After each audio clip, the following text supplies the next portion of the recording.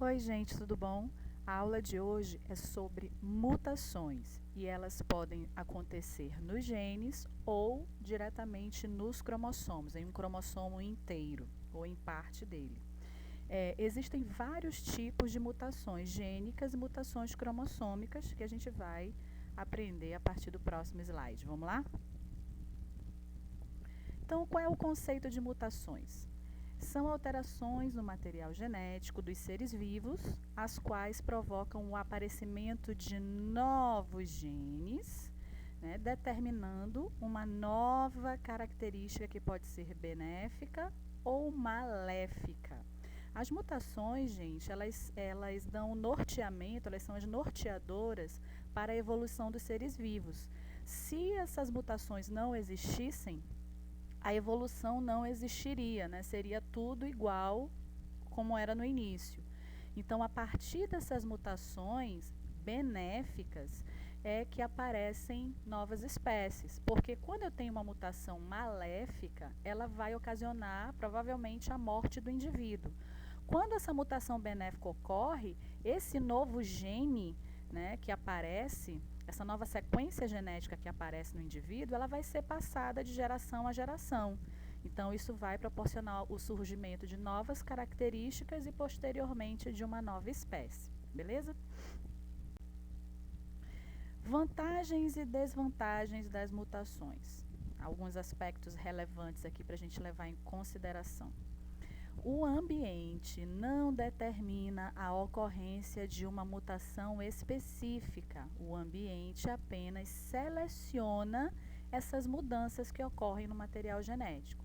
Então, por exemplo, ocorre uma mutação em determinado organismo.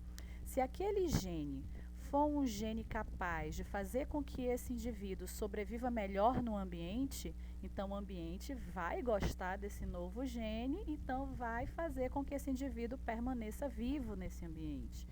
Então, por isso que a gente diz, né, que o ambiente seleciona os mais aptos, mas na verdade ele está selecionando os genes que mais se adaptam a viver nele, né? Então, se for uma mutação benéfica para aquele ambiente, esse gene ou essa sequência de genes novos, ela vai perdurar na espécie. Isso a gente chama de seleção natural.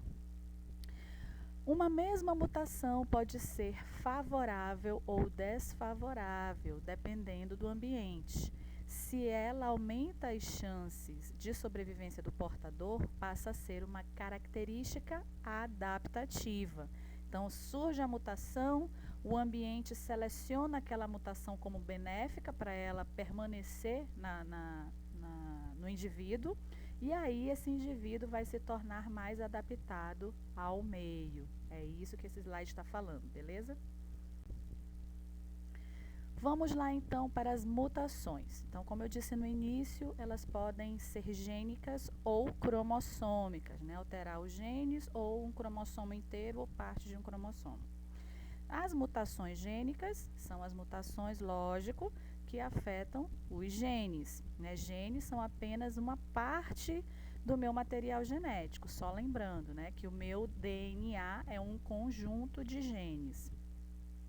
São as principais responsáveis pelo surgimento de novas características dentro das espécies, porque elas vão estar modificando um gene específico ou um conjunto de genes. Aí eu vou ter vários tipos de mutações gênicas. Aí aqui na classificação, nós vamos ter as mutações gênicas por substituições, por deleções e por duplicações. Vamos lá saber o que representa cada uma delas. As mutações gênicas por substituições. É a substituição de um nucleotídeo por outro. Lembra lá o que é um nucleotídeo? Nucleotídeo é o conjunto da base nitrogenada, da pentose, lá que do DNA é uma desoxirribose, do RNA uma ribose, e do grupo fosfato. Isso é um nucleotídeo apenas. E isso acontece durante a replicação do DNA ou pode acontecer na transcrição. Só relembrando aqui o que é a replicação. É quando o DNA está se duplicando dentro da célula. quando ela vai entrar em processo de divisão, seja por mitose ou meiose, a célula duplica todo o seu material genético. Então, isso é a replicação. E a transcrição é quando é produzido o RNA mensageiro a partir de uma parte do DNA. Lembraram?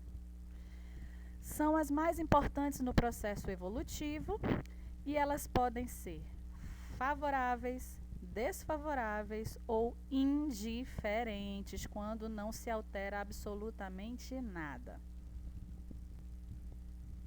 Aqui nesse exemplo, né, nós temos aqui uma substituição de um nucleotídeo. Na mutação 1 aqui, ó, a sequência adenina, uracila, uracila. Se a gente tem uracila, então o material genético aqui é um RNA. Então, aqui no caso, a substituição vai acontecer durante a transcrição. Então, o AUU, né, vai ser substituído aqui pelo nucleotídeo AUG. E aí vai mudar o aminoácido que essa trinca de bases nitrogenadas representa. O AU era uma isoleucina e o AUG passa a ser então uma metionina. Então mudou aqui a sequência genética do RNA mensageiro. Mas se eu troco o AUU aqui na mutação de número 2 por um AUA, que é uma isoleucina, então essas duas sequências genéticas vão codificar o mesmo aminoácido, ó, isoleucina para AUA e isoleucina para AUU. Então a mutação 2 é totalmente indiferente. Aqui no caso da mutação 1, como houve a substituição dos aminoácidos, pode ser que ocorra uma mutação benéfica ou maléfica, beleza? Nas deleções, são perdas de fragmentos da molécula de DNA e também acontecem na replicação, lá na duplicação do DNA. Então, seus efeitos são muito mais sérios, né? Porque eu vou perder uma parte do DNA. E se eu perco uma parte do DNA, eu posso perder informações importantes. Então, eu posso ter efeitos muito, muito sérios aí, que podem comprometer, inclusive, a vida desse organismo, porque vão alterar toda a leitura do RNA mensageiro que vai ser produzida a partir dessa molécula que perdeu um pedaço. Então, esse RNA mensageiro não vai ser mais capaz de levar uma mensagem inteira, né, lá para o citoplasma da célula para ser produzida uma determinada proteína. E se essa proteína não for produzida, toda a proteína que é produzida nas células é importante para a manutenção da vida do ser vivo, pode levar o indivíduo à morte. Aqui nós temos o exemplo, né, de uma deleção. Eu perdi aqui duas bases nitrogenadas. Eu perdi uma adenina e uma timina. Como a organização do DNA está em trincas, ou seja, de 3 em 3 bases nitrogenadas, para essa mensagem do DNA poder ser lida, para a gente produzir proteína, então se eu perco essas bases iniciais, eu perco todo o sentido do resto da cadeia de DNA. Né? O meu DNA não vai ter mais informações que vão fazer o meu corpo funcionar, né? Que mantém o meu corpo em funcionamento perfeito. Então, nesse caso, né, a perda de um fragmento pode danificar completamente uma célula. As duplicações representam o aparecimento de certo fragmento de DNA em duplicata ao longo da molécula. Então, aqui no exemplo, lá no finalzinho, foi duplicado o CCA, aqui, ó, CCA duplicou, e o GGT. GGT aqui duplicado. Então, eu vou ter uma informação a mais aqui no final. E isso pode ser indiferente, né? Porque quando eu vou ler, né, o RNA mensageiro, eu vou ter lá no finalzinho dele o códon de parada, que vai informar para a minha célula que ali terminou a leitura do RNA mensageiro. Então, esse fragmento duplicado aqui no final vai ser completamente indiferente, não vai causar nenhum problema para a célula. Vamos agora para as mutações cromossômicas. São alterações que afetam um cromossomo inteiro ou lotes cromossômicos. E aí elas já vão causar as aberrações cromossômicas.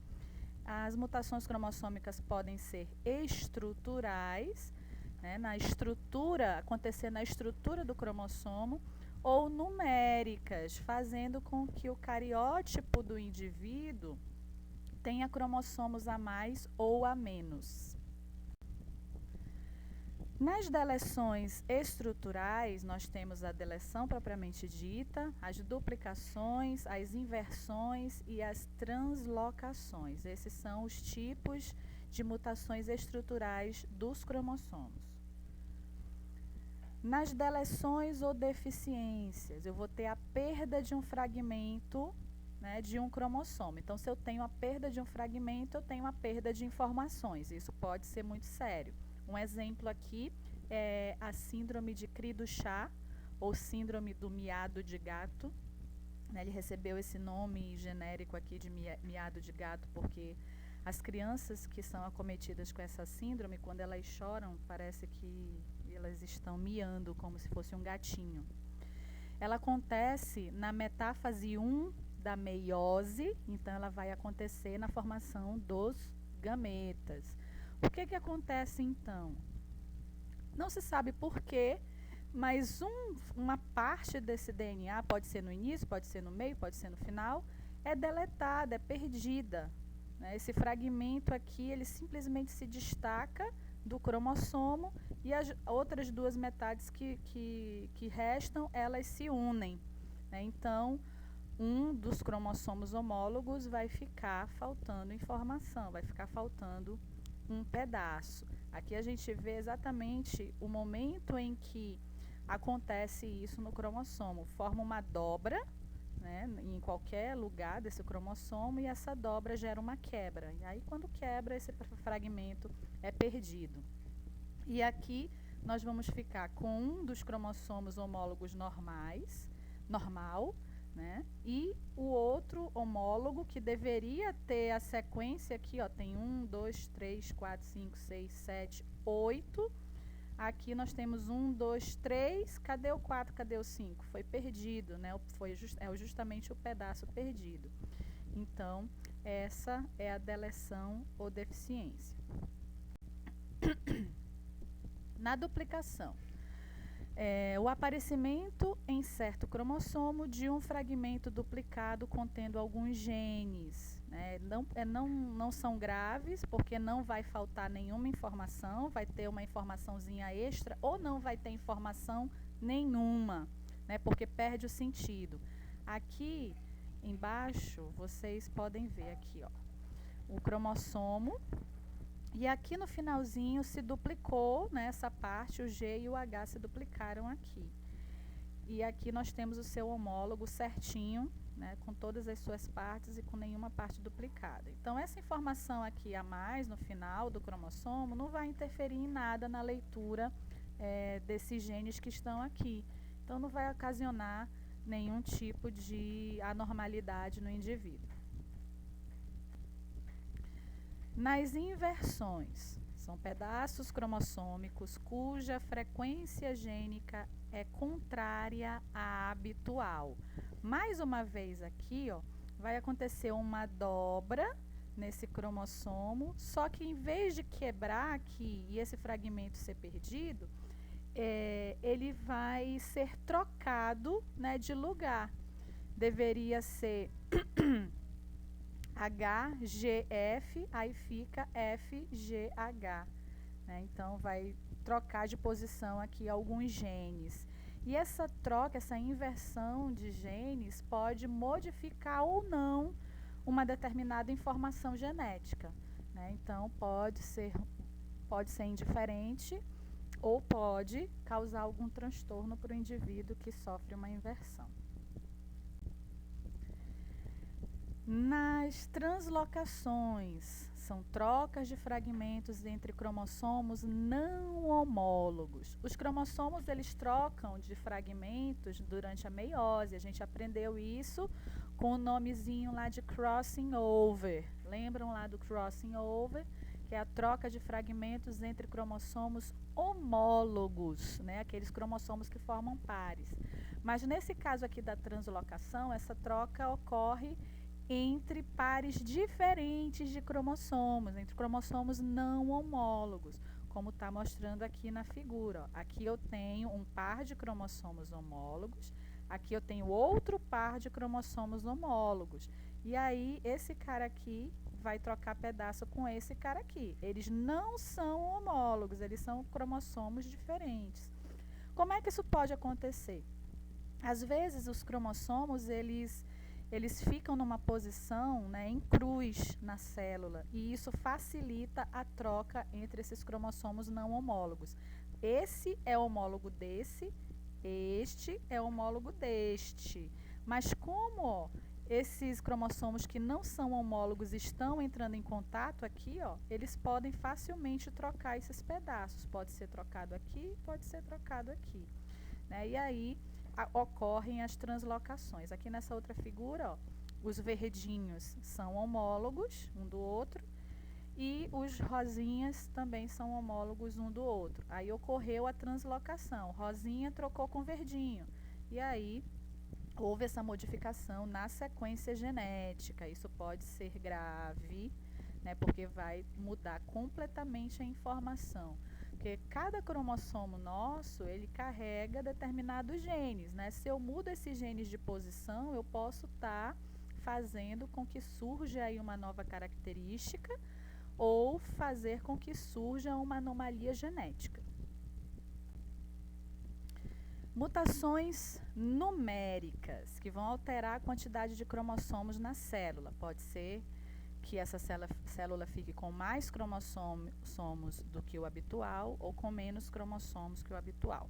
Aí eu tenho dois tipos de mutações numéricas, as euploidias e as aneuploidias. As euploidias é o excesso ou falta de lotes cromossômicos e as aneuploidias, um par cromossômico comprometido com a presença ou ausência de componentes. Vamos já entender o que é isso. Aqui, ó.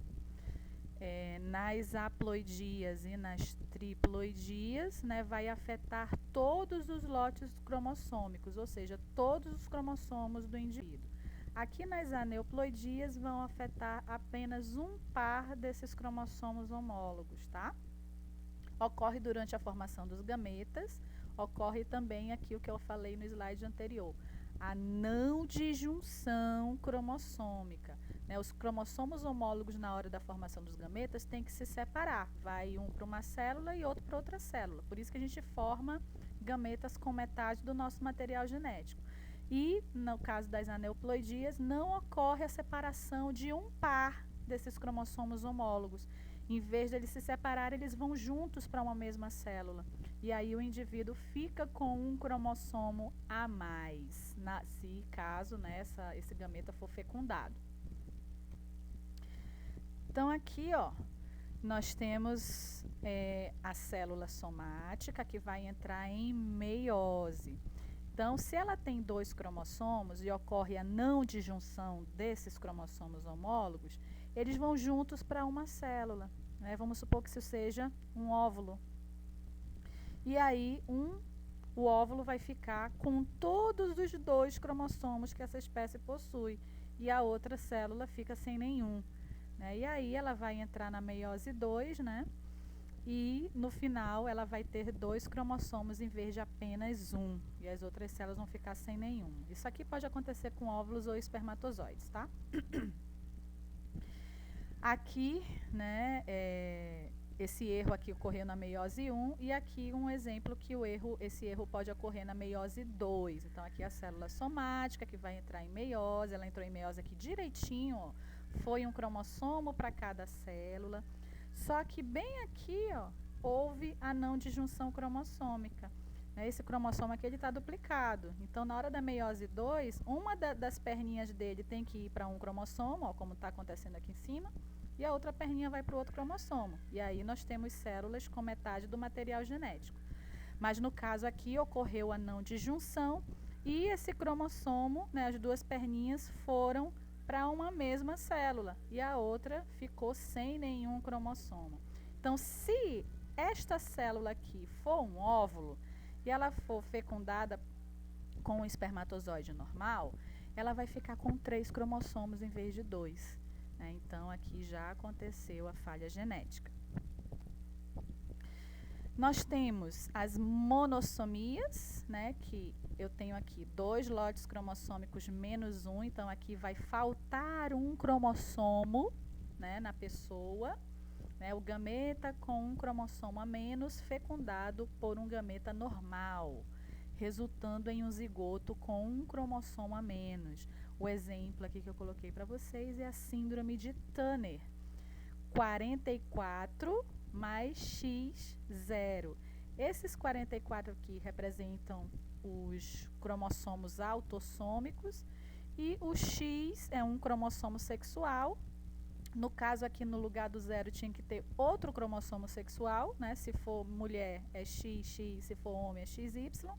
Mas no caso aqui, aconteceu a falta de um desses cromossomos, e no caso aqui foi o cromossomo sexual. Então, a pessoa é X0, né? Só vai ter o cromossomo X. Aí aqui nós temos uma foto, 2 fotos, né, de crianças com a síndrome de Turner. Se essas crianças chegarem a nascer, elas vão ter baixa estatura, né, vão ter o que a gente chama de pescoço alado, que é o pescoço muito grosso. Aqui nessa foto não dá para ver muito bem, mas elas têm o pescoço bem grosso e curto. No caso de chegarem à puberdade, como falta um dos cromossomos sexuais, elas não entram na puberdade, né? Permanecem com baixa estatura durante toda a sua vida e apresentam retardo mental. Nas nulissomias, 2N menos 2, né? Faltam 2 cromossomos, né? 2 gametas portadores do mesmo defeito se encontram, resultando em um zigoto com 2 cromossomos a menos. Não é um caso compatível com a vida, né? Não tem como uma pessoa sobreviver com 2 cromossomos a menos. Pesquisazinha bem básica para vocês saberem o que é cada síndrome, que é bem interessante. As polissomias. Um par de cromossomos apresenta 2 ou mais cromossomos supranumerários. Né? Pode acontecer de nascerem com um cromossomo a mais, com 3 cromossomos a mais, 4 cromossomos a mais. Nesse caso aqui, quando isso acontece, né, em 2 ou mais pares de cromossomos, aí é incompatível com a vida também. E aí aqui, para terminar, né, para concluir, nós temos as causas, possíveis causas, né, para ocorrerem mutações, que a gente chama de agentes mutagênicos. Nós temos fatores físicos e químicos, né, relacionados aí com a origem dessas mutações. Os agentes mutagênicos físicos é o raio-x. Vocês sabem que mulheres grávidas no primeiro trimestre não podem fazer raio-x, porque esses raios-x podem alterar a genética do feto. Radiações ultravioleta, temperaturas elevadas, né, isso tudo aí contribui para essas mutações. E os químicos, né, gás mostarda, óxido nitroso, credo. Alguns corantes alimentares, como a colchicina, fumaça de cigarro, e aí todas as drogas ilícitas, né, o álcool, também consumo de álcool, são agentes mutagênicos químicos.